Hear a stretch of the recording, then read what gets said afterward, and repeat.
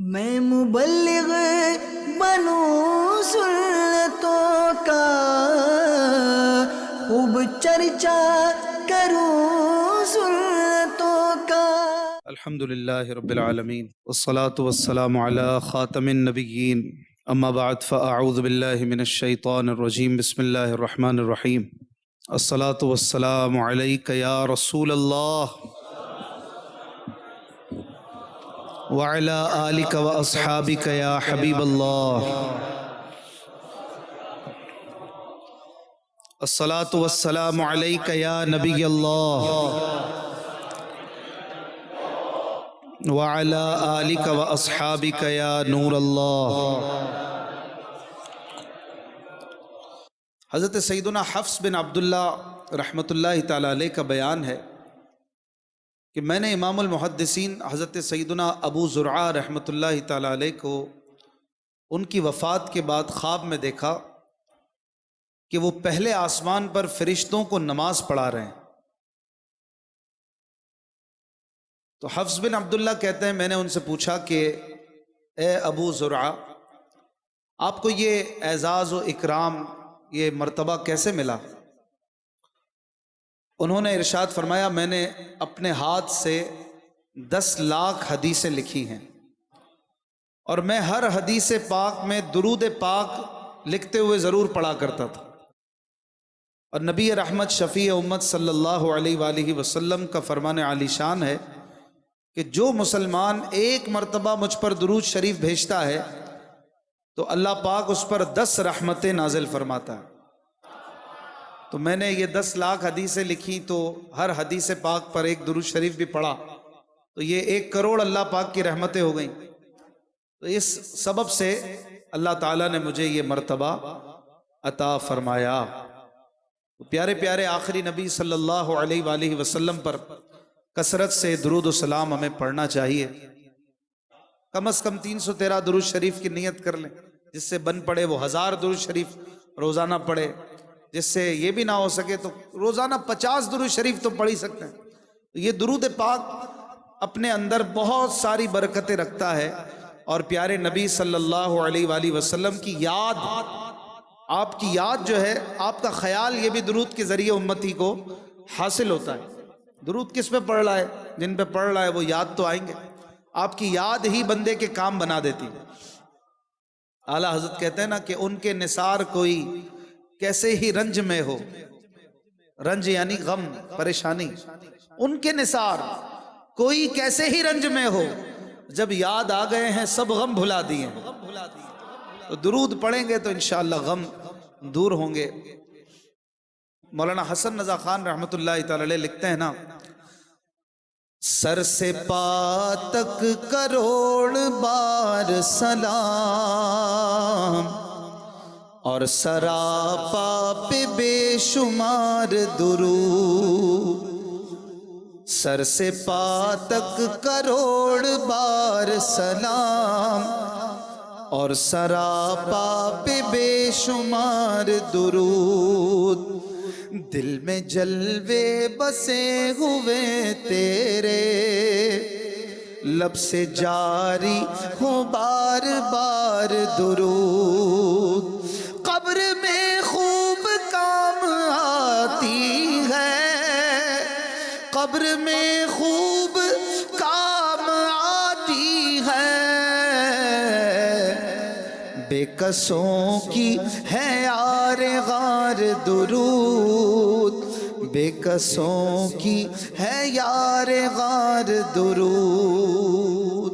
ایک بار محبت سے پیارے نبی صلی اللہ علیہ وآلہ وسلم کی بارگاہ میں عاجزانہ پیش کرتے ہوئے درود و سلام پڑھیے۔ صلو علی الحبیب صلی اللہ علی محمد وعلی آلہ وصحبہ وبارک وسلم، صلاۃ و سلام علیک یا سیدی یا سیدی، یا مکی یا مدنی یا عربی یا قرشی یا ہاشمی، یا مطلبی یا رسول اللہ صلی اللہ علیہ وآلہ وسلم۔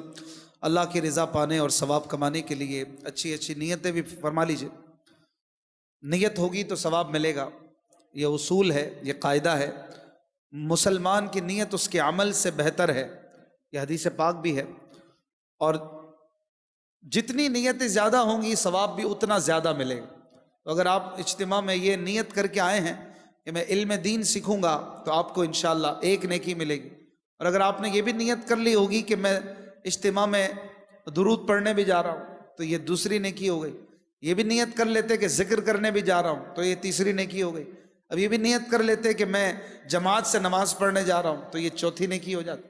ایک ہی کام آپ نے کیا ہے، آ کر سارے کام ہو رہے ہیں بتدریج، لیکن جتنی نیتیں ہوں گی جن جن کاموں کو اللہ کی رضا کے لیے کرنے کی تو اتنی ہی نیکیاں بڑھ جائیں گی. تو آئیے نیت کرتے ہیں کہ انشاءاللہ اول تا آخر پورا بیان سنیں گے، توجہ سے ادب سے سنیں گے، ادب سے بیٹھ کر جتنی دیر ہو سکے سنیں، اور جتنا ہو سکے آپ دو زانو بیٹھ کر سنیں گے تو اور فائدہ ہوگا. اگر اہم باتوں کو لکھ لیں گے، نوٹ کر لیں گے تو انشاءاللہ اس سے بھی آپ کو وہ باتیں بعد میں کام آئیں گی. اور بھی جو نیتیں آپ کے پیش نظر ہو تو ثواب بھی انشاءاللہ بڑھ جائے گا. آج کے بیان کا موضوع ہے دینی طلبہ پر خرچ کرنا کتنا ضروری اور اہم ہے. انشاءاللہ اس بارے میں ہم صحابہ اکرام اور بزرگان دین کی کچھ واقعات سنیں گے کہ انہوں نے اسلام کی سربلندی کے لیے اپنا وقت دینے کے ساتھ ساتھ مال کس طرح خرچ کیا. اور آج کے دور میں ہم اسلام کے لیے جو تعلیم حاصل کر رہے ہوتے ہیں، دینی علوم پڑھ رہے ہوتے ہیں، انہیں کس طرح سپورٹ کر سکتے ہیں، ان پر کس طرح مال خرچ کر سکتے ہیں اور ان کی کیسے خدمت کر سکتے ہیں. ہر کوئی پڑھائی نہیں کر سکتا لیکن خدمت نارملی ہر کوئی کر سکتا. تو کچھ لوگ پڑھ لیں اور کچھ ان کی خدمت کریں تو یہ جو کمبینیشن بنتا ہے اس سے دین کو بڑی ترقی ملتی ہے. تو آج ہم انشاءاللہ اس حوالے سے کچھ باتیں سنیں گے. پوری توجہ سے آپ سنیں گے تو انشاءاللہ فائدہ ہوگا اور راہ خدا میں خرچ کرنے کی بھی آپ کی نیت بنے گی. حضور نبی کریم صلی اللہ علیہ وآلہ وسلم ایک سفر سے واپسی پر خاتون جنت حضرت فاطمہ زہرا رضی اللہ عنہا کے گھر تشریف لائے، لیکن دروازے پر ایک پردہ دیکھا اور اپنی لخت جگر کے ہاتھوں میں چاندی کے 2 کنگن ملاحظہ کیے. یہ دونوں چیزیں دیکھ کر آپ صلی اللہ علیہ وآلہ وسلم دروازے سے ہی واپس تشریف لے گئے.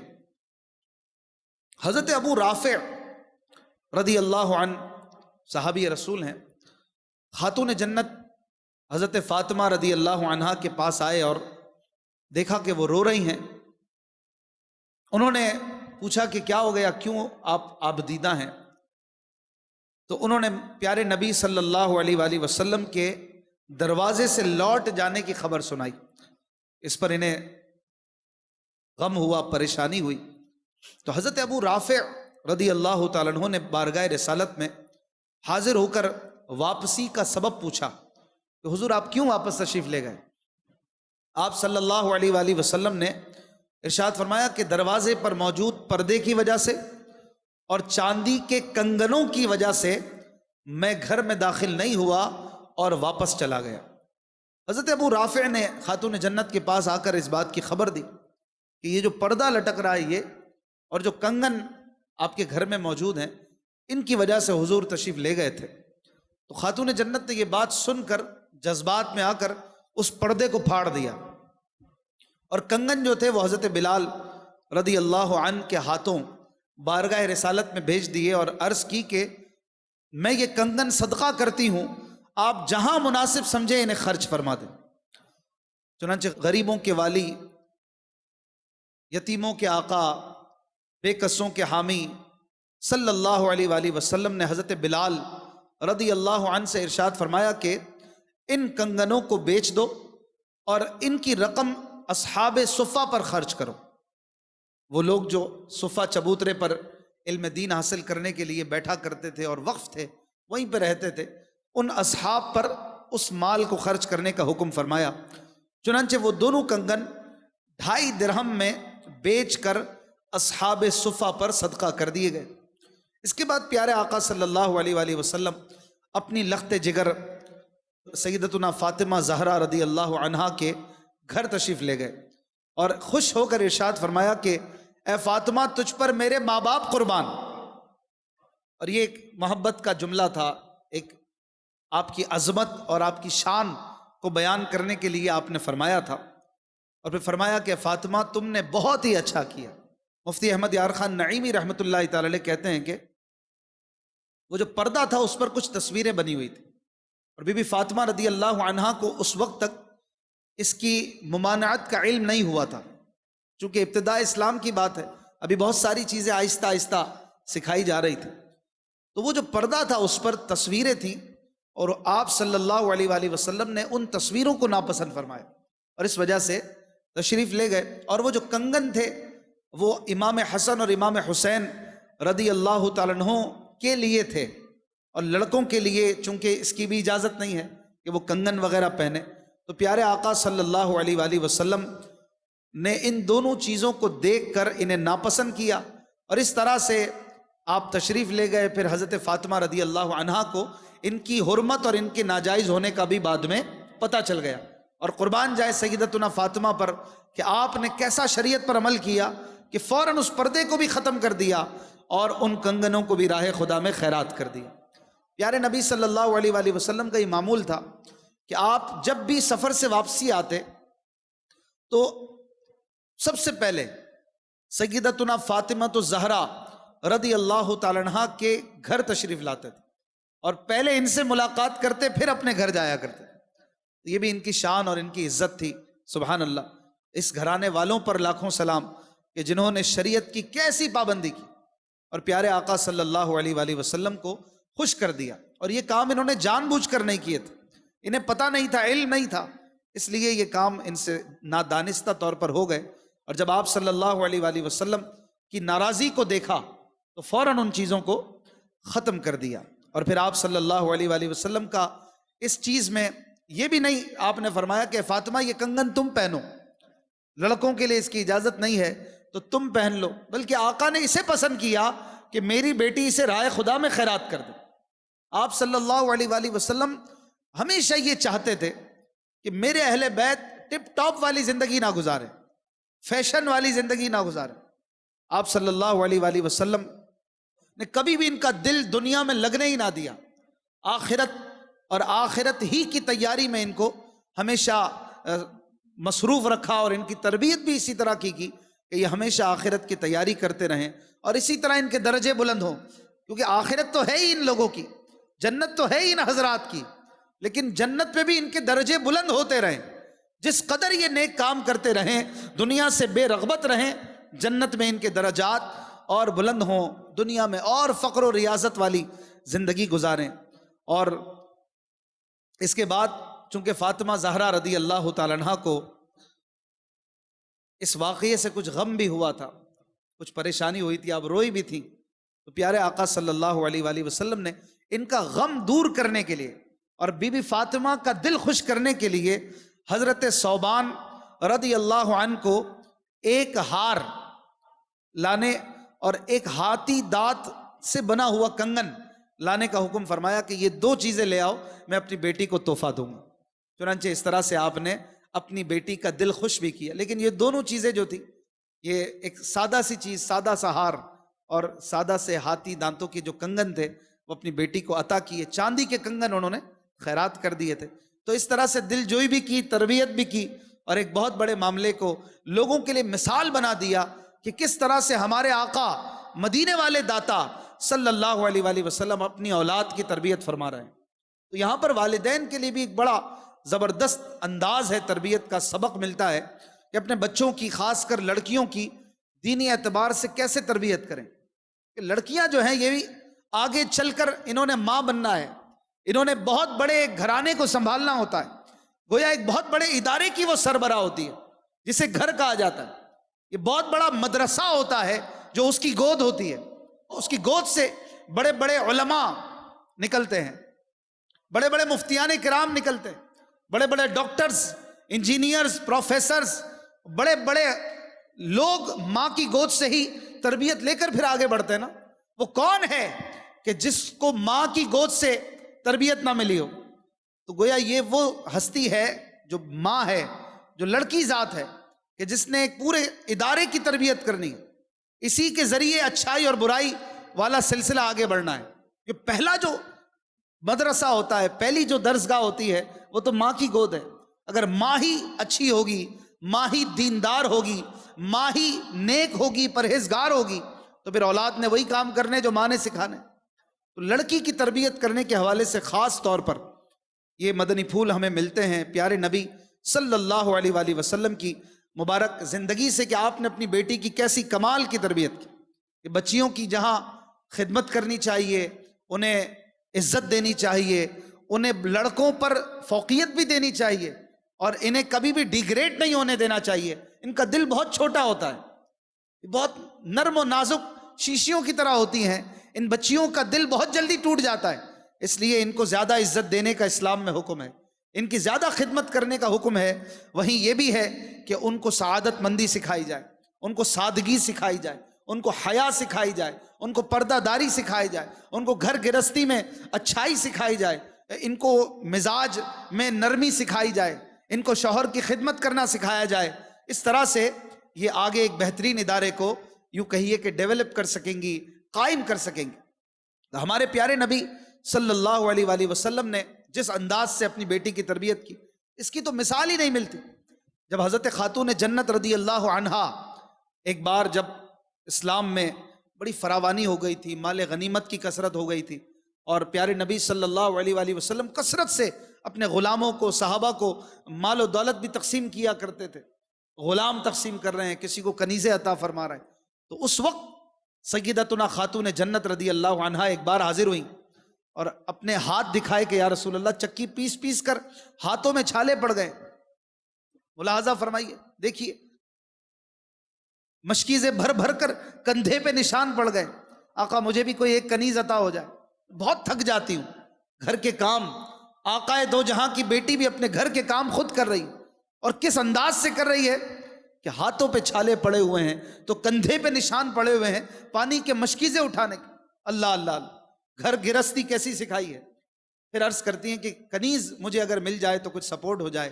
پیارے نبی صلی اللہ علیہ وآلہ وسلم نے کمال کی مثال قائم کی کہ اپنی بیٹی کو کنیز نہیں عطا فرمائی، انہیں اپنے گھر کے کام خود کرنے کا سبق دیا، اور فرمایا کہ بیٹا میں تجھے اس سے اچھی چیز نہ دیتا۔ پھر وہ تسبیح فاطمہ عطا کی، وہ تسبیح فاطمہ کے 33 بار سبحان اللہ، 33 بار الحمدللہ، 34 بار اللہ اکبر یہ پڑھا کریں تو اس سے یہ ہوگا کہ آپ تھکن محسوس نہیں کریں گے۔ پورا ایک واقعہ ہے، تو ہمیں اس سے سبق ملتا ہے کہ ہمارے پیارے نبی صلی اللہ علیہ وآلہ وسلم نے کس پیارے انداز سے اپنے بچوں کی تربیت کی، اور پیارے نبی صلی اللہ علیہ وسلم نے خاص کر اپنی شہزادی کی تربیت فرمائی۔ اور بیٹیاں جو ہوتی ہیں وہ تو ویسے باپ کے دل کے بڑے نزدیک ہوتی ہیں، ان کی بات ٹالتے ہوئے بندے کو، باپ کو جو ہے نا بڑی ایک حیا سی فیل ہوتی ہے، مزہ نہیں آتا۔ اگر کوئی ان کی بات پوری نہ بھی کر پا رہا ہو تو دل میں ایک رنج ہوتا ہے۔ بچیوں کی بات پورا کرنے کا دل چاہتا ہے۔ لڑکوں کے مقابلے میں جو ایک سلیم الفطرت شخص ہے اسے اپنی بیٹیاں زیادہ عزیز ہوتی ہیں۔ پیارے نبی صلی اللہ علیہ وآلہ وسلم سے زیادہ نرم دل کون ہوگا؟ آپ نے کس، یوں کہہ لیجیے کہ دل پہ پتھر رکھ کر اپنی بیٹی کو واپس بھیجا ہوگا؟ سوچئے تو صحیح، ذرا تصور میں لائیے۔ جو بیٹیوں والے ہیں وہ اس بات کو زیادہ بخوبی سمجھیں گے کہ میرے نبی نے کس دل پہ پتھر رکھ کر اپنی بیٹی کو واپس بھیجا ہوگا کہ بیٹی میں تجھے کنیز نہیں دیتا، میں تجھے تسبیح عطا کرتا ہوں، ایک ورد عطا کرتا ہوں۔ تو یہ وہی سمجھ سکتے ہیں کہ جو بیٹیوں والے ہیں۔ اور پیارے نبی صلی اللہ علیہ وسلم نے بہرحال اس بات کو، اس مثال کو قائم کر کے قیامت تک کے مومنوں کے لیے، مسلمانوں کے لیے یہ سبق عطا کر دیا کہ دیکھو میں محمد عربی دونوں جہاں کا تاجدار ہو کر بھی اپنی اولاد کی کیسی تربیت کرتا ہوں۔ تو آج ہمارے پاس دو پیسے آ جاتے ہیں تو ہم اپنے بچوں کو نواب بنا دیتے ہیں، اپنی بچیوں کو بالکل آزاد چھوڑ دیتے ہیں، بچوں کی کوئی فکر ہی نہیں ہے، جو کر رہے ہیں، جو کھا رہے ہیں، جو پی رہے ہیں، جہاں گھوم رہے ہیں، کوئی چیک اینڈ بیلنس نہیں ہوتا۔ یہ اچھی بات نہیں۔ اس طرح سے گھر کا ماحول بھی خراب ہوتا ہے، بچے بھی بگڑ جاتے ہیں، بعض اوقات بچیاں بھی بعض اوقات پھر بہت سارے فتنوں میں مبتلا ہو جاتی ہیں۔ اس لیے پیارے نبی کی سیرت یہ ہمارے لیے بہترین نمونہ حیات ہے، ہمیں اس پر عمل کرنا چاہیے۔ اور اس واقعے میں جو پہلے بیان ہوا کہ خاتون جنت رضی اللہ عنہا نے اصحاب صفا کے لیے جو کنگن دیے، پیارے نبی صلی اللہ علیہ وآلہ وسلم نے انہیں ان پر صدقہ کر دیا۔ اور اس سے یہ سبق ملتا ہے کہ ہمیں طالب علموں پر، جو طالب علم ہوتے ہیں، ان پر اپنا مال خرچ کرنے میں زیادہ کوشش کرنی چاہیے، زیادہ اپنا دل ان کے لیے چلانا چاہیے کہ آقا دو جہاں صلی اللہ علیہ وآلہ وسلم چاہتے تو کسی اور جگہ بھی اس کنگن کو خرچ کرنے کا حکم دے سکتے تھے، لیکن آپ صلی اللہ علیہ وآلہ وسلم نے علم دین حاصل کرنے والے طلبہ پر اس کنگن کی رقم کو خرچ کرنے کا حکم دیا۔ اس سے پتہ چلا کہ ایسی جگہوں پر مال خرچ کرنا یہ زیادہ مفید ہوتا ہے جہاں دین کو فائدہ ہو، دین کو زیادہ تقویت ملتی ہو۔ تو ہمیں جتنا ہو سکے اپنا مال دین کے کاموں میں زیادہ سے زیادہ خرچ کرنا چاہیے، اپنے وقت کو بھی پیش کرنا چاہیے۔ پیارے مصطفیٰ صلی اللہ علیہ وآلہ وسلم کے اور آپ کے صحابہ کے ایسے سینکڑوں واقعات ملتے ہیں کہ جس میں انہوں نے اپنا وقت راہ خدا میں پیش کیا اور اس کے ساتھ ساتھ دین کے لیے اپنا مال بھی قربان کرتے رہے۔ اور دین کو تقویت دینے کے لیے جو مال خرچ ہوتا ہے اس میں دینے والے کو بڑی برکتیں ملتی ہیں، دینے والا دنیا میں رہے نہ رہے، دین کا کام جو ملٹی پلائی ہوتا رہتا ہے اس میں یقیناً اللہ کی رحمت سے اس کو بھی ثواب ملتا رہتا ہے۔ اسلام کا جو پہلا دور تھا، ابتدائی دور تھا، اس میں صحابہ اکرام علیہم رضوان کو دین پھیلانے میں بڑی مشکلات پیش آتی تھی، دین سیکھنے میں بھی، اس پر عمل کرنے میں بھی ایسی پریشانیاں اور مشکلات کا سامنا انہیں کرنا پڑتا تھا کہ آج اگر ان کا تصور بھی کریں تو ایک جھرجھری سی آتی ہے۔ ہمارے لیے وہ مسائل، وہ پریشانیاں الحمدللہ نہیں ہیں۔ بھوک سے لڑنا، کبھی پیاس سے لڑنا، کبھی بے کسی ہے، مسافری ہے، اپنوں کی بے وفائیاں ہیں، غیروں کی لڑائیاں ہیں، دشمنیاں گھری ہوئی ہیں، گھر بار سے دور، کئی دن کے بھوکے پیاسے بعض اوقات علم دین سیکھنے میں لگے ہوئے ہیں۔ اور ان آزمائشوں کا مقابلہ اللہ کے ان محبوب بندوں نے، صحابہ اکرام علیہم رضوان نے ڈٹ کر کیا، اور پیارے آقا صلی اللہ علیہ وآلہ وسلم کی غلامی اور طالب علمی کو کسی بھی صورت میں نہ چھوڑا۔ یہ صحابہ اکرام علیہم رضوان کی دین سے محبت تھی، دین سیکھنے سے محبت تھی۔ آج تھوڑے سے مسائل آتے ہیں تو علم دین سیکھنے والے طلبہ بھی بعض اوقات دین سیکھنا چھوڑ دیتے ہیں۔ علم دین کی راہ میں بعض اوقات رکاوٹیں آتی ہیں، گھریلو پریشانیاں آتی ہیں، لیکن صحابہ اکرام کو یقیناً ہم سے کئی گنا بڑی مشکلات اور پریشانیوں کا سامنا کرنا پڑا، لیکن انہوں نے دین سے منہ نہ موڑا، دین سیکھنے سے دوری نہ اختیار کی، تو آج یہ اسلام کا چمن لہلہا رہا ہے، ہم تک دین کی باتیں پہنچ رہی ہیں، اور صحابہ اکرام ہی کے ذریعے تو دین آگے بڑھا۔ اگر انہوں نے دنیا داری اختیار کر لی ہوتی، انہوں نے ان تکلیفوں سے لڑنے میں اپنے آپ کو بالکل رخصت اختیار کر لی ہوتی کہ بھائی بڑے مسائل ہیں، پریشانیاں ہیں، تو آج ہم تک یہ دین یوں نہ پہنچا ہو۔ اصحاب صفہ، خاص طور پر وہ افراد جن کی تعداد تقریباً 400 یا 500 تھی، یہ مسجد نبوی میں ایک چبوترے پر رہا کرتے تھے۔ ایک بڑا سا یہ چبوترا، آج بھی اس کی زیارت کی جا سکتی ہے، یہ وہاں پر رہا کرتے تھے۔ یہ 400، کبھی 500، کبھی کم ہو جاتے تھے، کبھی زیادہ ہو جاتے تھے۔ یہ مہاجرین صحابہ تھے جنہوں نے ہجرت کی تھی، اپنا گھر بار چھوڑ دیا تھا، اور یہ حضرات یہیں آ کر رہا کرتے تھے۔ نہ گھر تھا، نہ دنیاوی ساز و سامان تھا، نہ کاروبار تھا۔ غربت کا یہ عالم تھا کہ 70 کے پاس پورا کپڑا بھی نہ تھا، اپنا تن ڈھکنے کے لیے پورا کپڑا بھی نہ تھا، اور یہ حضرات جو ہے نہ مانگتے تھے نہ سوال کرتے تھے، اور جو نیک حضرات تھے، جو اللہ والے تھے، یہ ان کی خدمت بھی کیا کرتے تھے۔ اور یہ گروہ اپنے گھر بار سے دور رہ کر کیا کرتا تھا؟ بھوک اور پیاس کو برداشت کر کے، فاقوں میں مبتلا رہ کر فقط دین سیکھا کرتا تھا، علم دین سیکھتے تھے۔ پیارے نبی صلی اللہ علیہ وآلہ وسلم کی ہر محفل میں شریک رہنا ان حضرات کا ترہ امتیاز تھا۔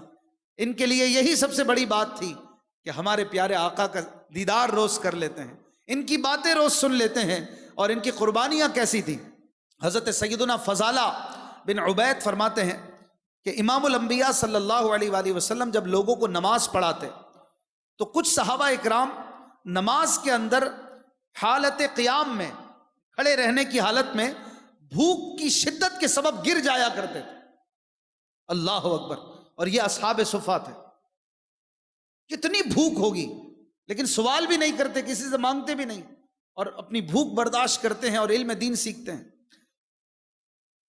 حتیٰ کہ کچھ لوگ انہیں کہنے لگتے کہ یہ تو دیوانے ہیں۔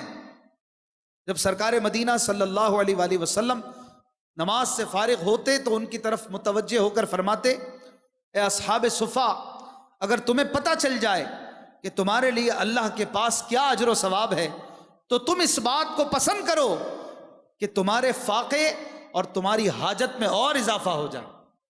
سبحان اللہ۔ حضرت سیدنا ابو ہریرہ رضی اللہ عنہ جو اصحاب صفہ میں سے تھے، اتنا بڑا نام ہے حضرت ابو ہریرہ، سب سے زیادہ حدیثیں روایت کرنے والے صحابی، اور آپ بھی اصحاب صفہ میں سے تھے۔ کئی کئی دن بھوکے پیاسے رہتے، فاقے برداشت کرتے تھے، اور پھر اللہ نے کیسی عزت عطا فرمائی۔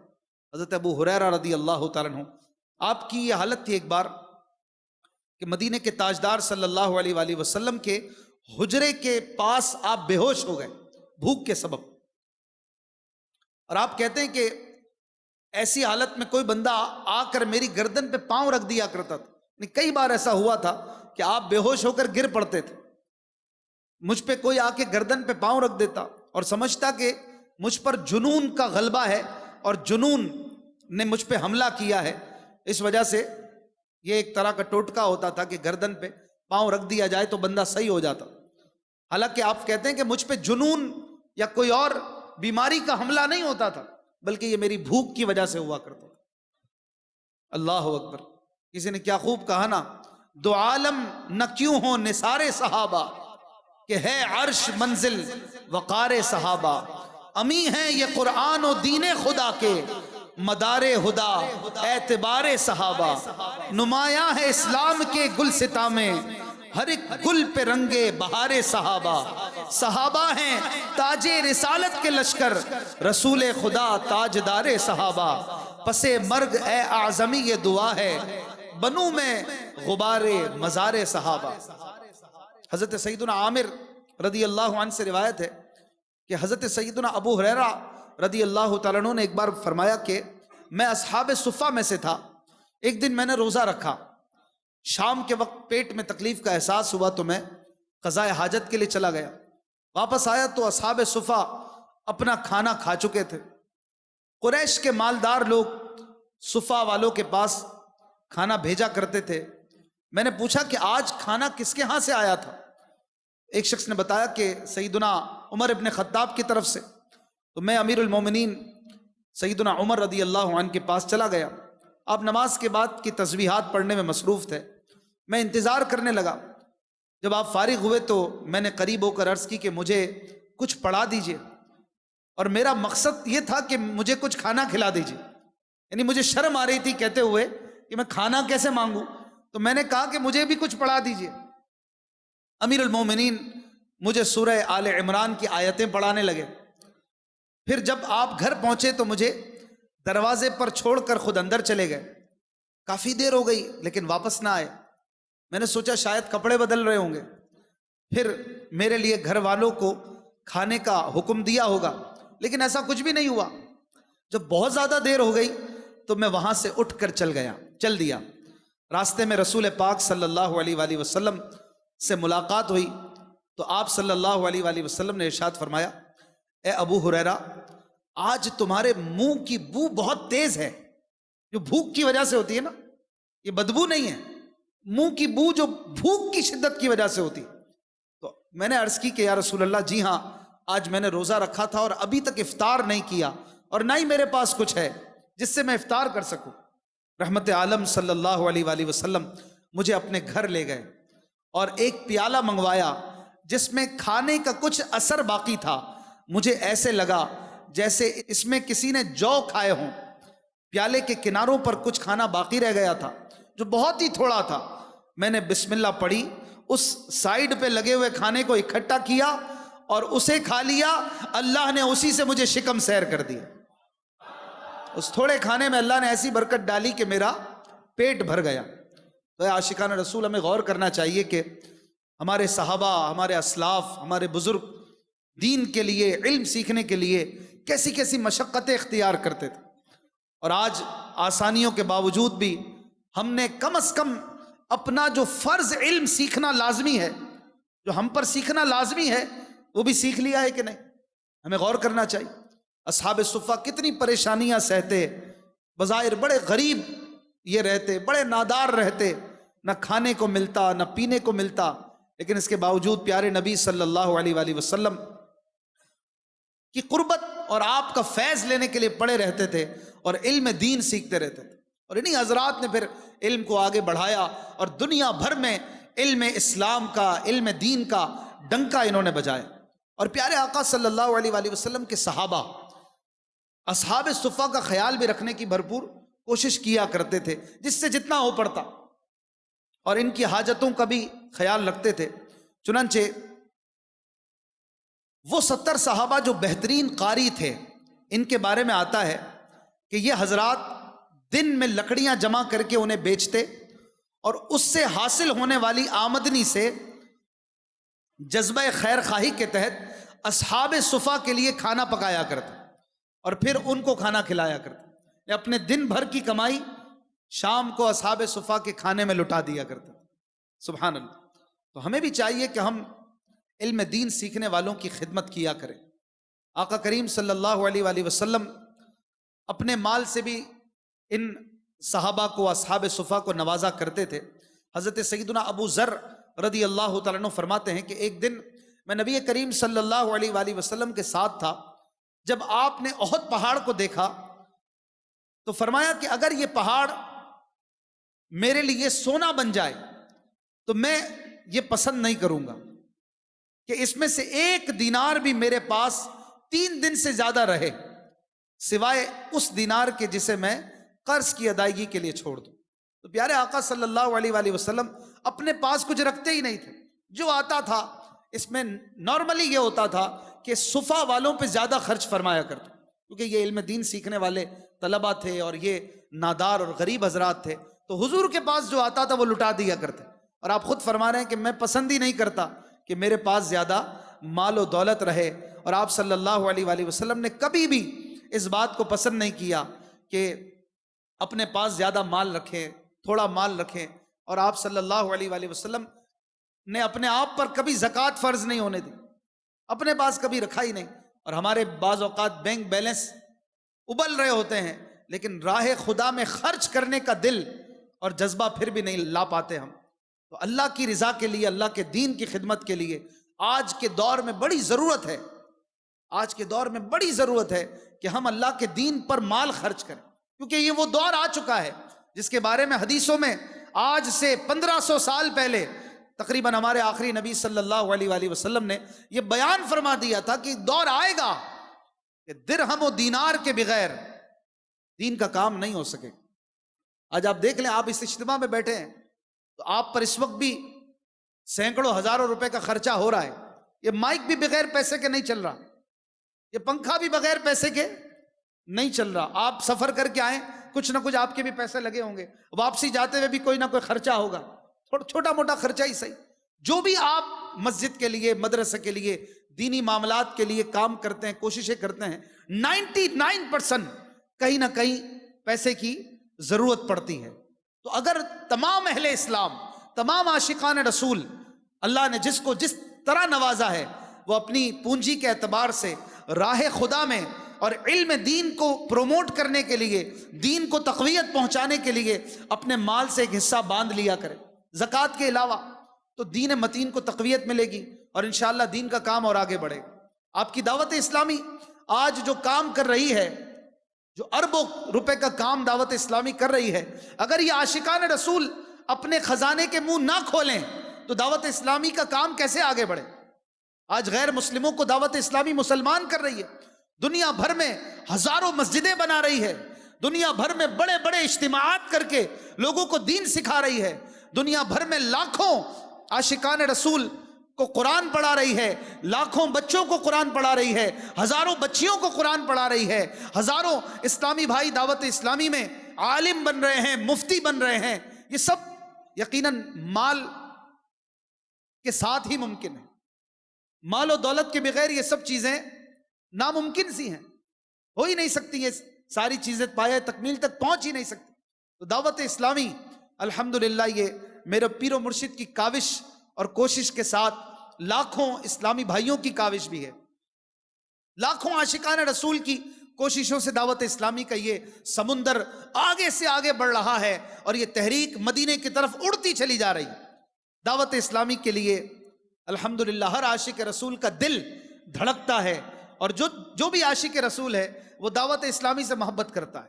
دعوت اسلامی کے دینی کاموں کو دیکھ کر آج ہماری آنکھیں ٹھنڈی ہوتی ہیں. آج ہمیں یہ اطمینان ملتا ہے کہ ہم رہیں نہ رہیں ہماری نسلوں کی بقا دعوت اسلامی میں ہے, ہمارے بچوں کی بقا دعوت اسلامی میں ہے, ہماری بچیوں کی حیا یہ دعوت اسلامی میں ہے, ہماری نسلوں کو انشاءاللہ دعوت اسلامی سنبھال لے گی. ہماری دعوت اسلامی یہ کام کر رہی ہے, ہمیں اطمینان دلا رہی ہے, ہمیں ایک سکون دیتی ہے یہ دعوت اسلامی کہ جہاں فتنوں کا سیلاب عام ہے, جہاں گناہ بڑھتے چلے جا رہے ہیں, بے حیائی بڑھتی چلی جا رہی ہے, وہاں میرے پاس الحمدللہ دعوت اسلامی کا شیلٹر موجود ہے, دعوت اسلامی موجود ہے. الحمدللہ میں دعوت اسلامی والا ہوں, میں بھلا میری دعوت اسلامی بھلی, میرا مدنی چینل بھلا, میرے جامعات المدینہ بھلے. میرے بچوں کے لیے یہ ہے نا, یہ مدرسۃ المدینہ ہے, جامعات المدینہ ہے, دار المدینہ ہے, دعوت اسلامی کے اجتماعات ہیں, مدنی قافلے ہیں. انشاءاللہ مجھے اور میری نسلوں کو دعوت اسلامی سنبھالے گی, لیکن اس کے لیے اربوں روپے کی ضرورت ہے. صرف دعوت اسلامی کا ایک شعبہ یوں کہہ لیجئے جو تعلیمی بورڈ ہے کنز المدارس, اس کے تحت جو بھی دینی کام ہو رہے ہیں, جامعات المدینہ, مدارس المدینہ, اور بھی جو کنز المدارس بورڈ کے تحت دعوت اسلامی فی سبیل اللہ قرآن پاک کا, سنت کا, احادیث کا, تفاسیر کا کام کر رہی ہے, یہ کسی سے ڈھکا چھپا نہیں ہے. الحمدللہ دنیا بھر میں لوگوں کی رہنمائی کے لیے علماء پروڈکشن ہو رہی ہے. حفاظ قرآن ہر سال ہزاروں حفاظ دعوت اسلامی کے شعبے سے فارغ ہو کر مصلی سناتے ہیں, لوگوں کو اور قرآن سناتے ہیں, اور مزید ان حفاظ سے مزید حفاظ بنتے ہیں. یہ سارا کام جو ہے یہ اربوں روپے مانگتا ہے. آج سے اس تحریک کو مضبوط کر لیں اور اس کی بات کریں, جہاں آپ کو جیسی شخصیت لگے ان سے بات کریں. جو بھی دعوت اسلامی کا نام سنے گا, نام ہی کافی ہے, اتنا بہترین کام ہو رہا ہے. بس آپ کو نوک کرنے کی ضرورت ہے, دروازہ بجائیں, انشاءاللہ اللہ کی رحمت سے اللہ مدد فرمائے گا اور آپ کا کام بن جائے گا. اور آپ کسی سے لے کر دیں گے, ثواب آپ کو بھی پورا پورا ملے گا. اللہ تبارک و تعالی اپنے کرم سے جو دیتا ہے اسے بھی پورا ثواب دیتا ہے, اور جو دلواتا ہے اسے بھی پورا ثواب عطا فرماتا ہے. اللہ پاک سے دعا ہے کہ ہمیں دعوت اسلامی کا معاون بننے کی, مخلص معاون بننے کی توفیق عطا فرمائے. اور جب محشر میں اللہ پاک کی رحمت سے دعوت اسلامی کا ساتھ دینے والوں کو اللہ پاک اجر عظیم عطا فرمائے, تو ہم نکموں کو بھی اجر لینے والوں میں شامل فرما دے. صلو علی الحبیب صلی اللہ تعالی علی محمد. میں مبلغ بنوں سنتوں کا, خوب چرچا کروں